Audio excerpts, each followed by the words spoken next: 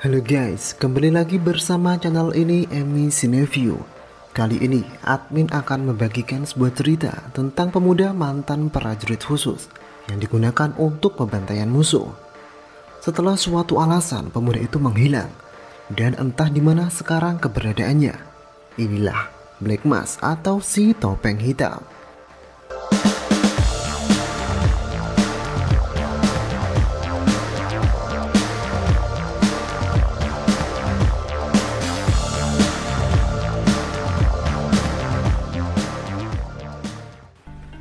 Suatu saat di sebuah negara di utara telah dibentuk beberapa prajurit spesial dengan nama 701. Ini adalah sebuah eksperimen. Semua anggota dioperasi otak dan sarafnya yang membuat mereka tidak dapat merasakan sakit, sehingga membuat skuad 701 menjadi prajurit super yang tak terkalahkan. Akan tetapi eksperimen itu dianggap kegagalan dan semua anggota harus dimusnahkan. Disinilah ada salah satu anggota bernama Black Mask yang mulai melawan.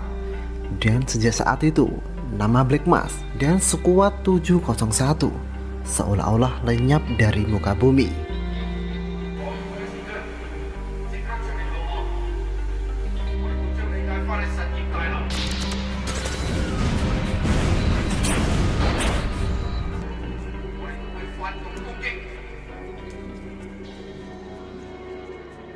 Beberapa tahun berlalu, di sebuah daerah, tepatnya di negara Hong Kong, anggota yang berjuluk si topeng hitam memulai kehidupan barunya dengan aman dan damai.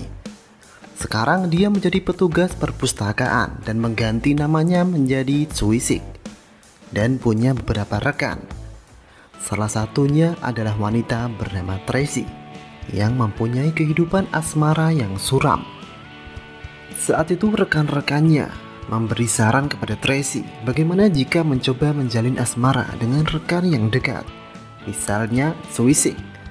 Walau awalnya Tracy menolak karena Tsui terlihat seperti kutu buku yang culun, tapi akhirnya Tracy mempertimbangkannya karena tampang Tsui yang lumayan misterius dan baik hati.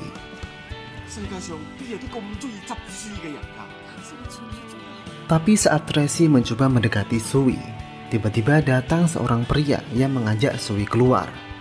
Dia bernama Sik, seorang polisi yang tegas dan menjunjung tinggi keadilan. Tsui dan Sik sudah berteman cukup lama, malahan mereka berdua sudah seperti sahabat dekat.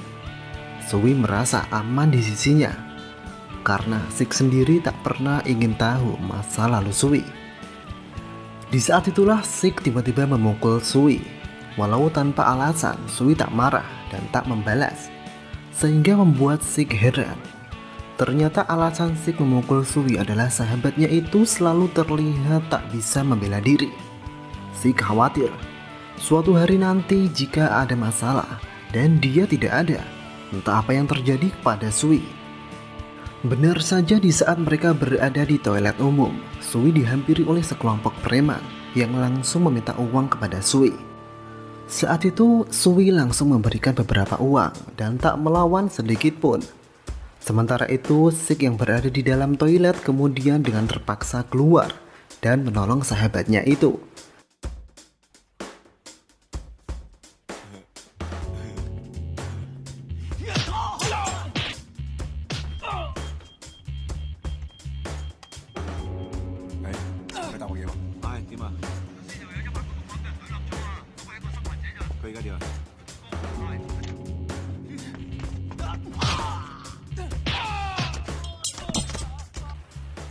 Sementara itu di tempat yang lain terlihat pertemuan antara mafia narkoba yang berujung pembantaian salah satu kelompok mafia narkoba yang diketuai oleh orang bernama Tai Chen.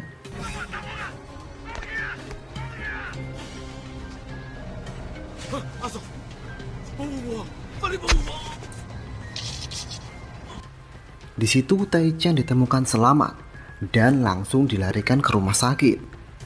Tapi ditemukan hal yang aneh. Dada Tai Chen terlihat terjahit, seperti ada sesuatu yang ditanamkan. Mendengar kabar itu, polisi Sik langsung menuju ke rumah sakit. Sementara itu ternyata Sui juga mendengarkan pembicaraan itu.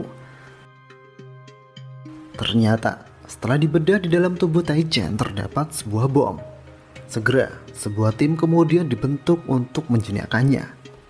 Sementara itu Sui yang mendengar kabar itu juga langsung menuju ke rumah sakit. Tapi karena Sui bukan orang kepolisian, dia tak diperbolehkan masuk. Sehingga dia kemudian berpura-pura menjadi komisaris dan menelpon rumah sakit. Di situ Sui berbicara kepada Sik bahwa jangan sampai potong kabel yang biru. Celakanya bahwa Sik dan tim penjinak telah memotongnya. Segera Sik bergegas ke ruang operasi dan terjadilah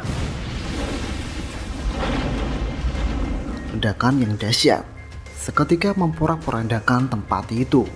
Tapi beruntung Sik dapat selamat. Setelah insiden itu Sik langsung menemui Sui.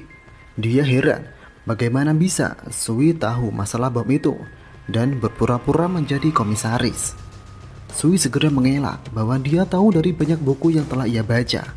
Tapi Sik masih saja penasaran. Dia sangat yakin sahabatnya itu menyembunyikan sesuatu. Dia pun meminta Sui untuk bergabung ke kepolisian bersama dirinya. Melihat Sik yang terus bersama Sui membuat Tracy agak kesal dan mencoba mengusirnya. Tapi refleks Sik, yang seorang anggota polisi bersabuk hitam karate, langsung membanting Tracy. Beruntung dengan sigap Sui menahannya. Jika saja Sui tak menahannya saat itu, bisa saja Tracy modar di tempat. Kemudian menilik ingatan masa lalu Sui. Dulu dia adalah seorang pelatih yang sangat disegani di skuad 701. Dulu dia punya salah satu murid bernama Yulan. Setelah insiden pemusnahan skuad 701, mereka berpisah. Entah di mana dia sekarang.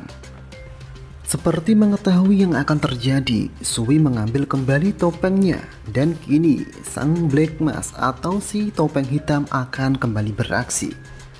Sementara itu, Sik dan anggotanya mulai penggerebekan markas mafia narkoba yang disinyalir berkaitan dengan insiden mafia narkoba tempo hari.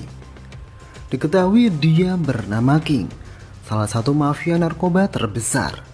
Tapi di sana, Sik dan kawan-kawan tak menemukan barang bukti apapun. Akan tetapi malah menemukan seorang wanita yang sudah terikat. Dan ternyata dia terlihat seperti Yulan. Dari penjelasan King, wanita itu sendiri yang meminta untuk diikat dan menjadi mainan King. Terdengar aneh memang.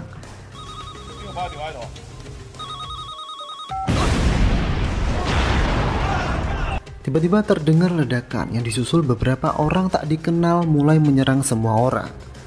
Mereka terlihat tak takut apapun, tak dapat merasakan sakit. Mereka punya kekuatan tempur yang hebat.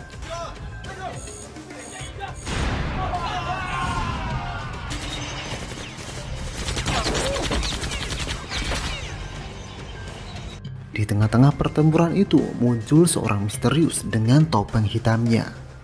Ya, dia adalah Black Mask, yang tak lain adalah Sui. Dia langsung ikut dalam pertarungan melawan orang-orang misterius itu. Walau sudah dihajar Sui habis-habisan, mereka tak tumbang-tumbang.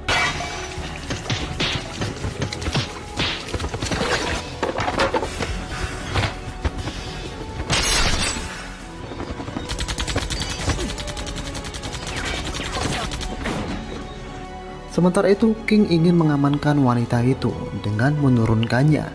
Dan anehnya, dia malah bermain-main dengannya, yang berakhir dengan upaya pembunuhan King oleh wanita itu.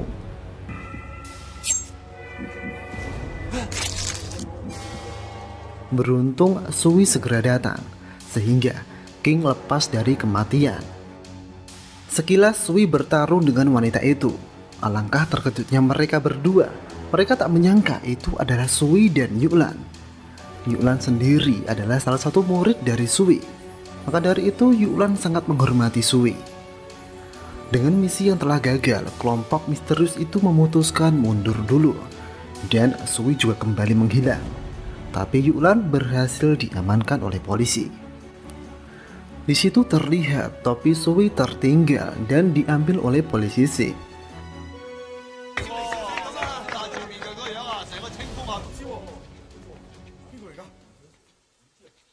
Sehingga besoknya semua orang mengira si topeng hitam misterius adalah polisi Sik, walau dia sudah memberitahukan yang sebenarnya.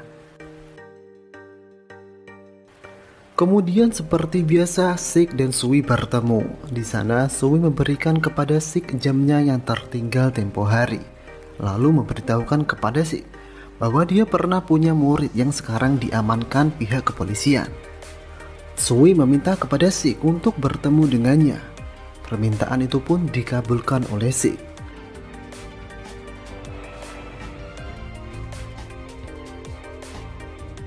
Setelah sekian lama, akhirnya Sui dan Yulan kini mengobrol kembali. Ternyata selama ini para prajurit sisa skuad 701 masih hidup dan mencari si topeng hitam untuk bergabung kembali.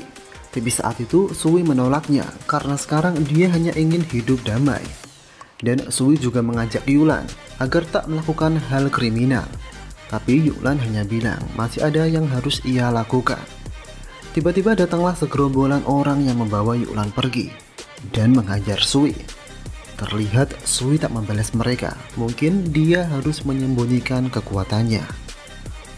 Segera Sik yang melihat itu langsung membantu Sui. Sementara itu di sebuah tempat terlihat orang-orang misterius itu telah merencanakan sesuatu. Di sana ada juga Yulan. Dan ternyata mereka adalah sisa-sisa dari skuad 701 yang sekarang dikendalikan oleh orang yang dipanggil Komandan Hang. Rencana mereka adalah menghabisi para bos-bos narkoba di wilayah Asia sehingga mereka dapat menguasai pasar. Dan sekarang mereka mau meretas informasi dari kepolisian Hong Kong tentang informasi bos-bos narkoba itu dan informasi lainnya. Mengetahui topeng hitam telah muncul kembali, mereka akan berupaya untuk merekrutnya.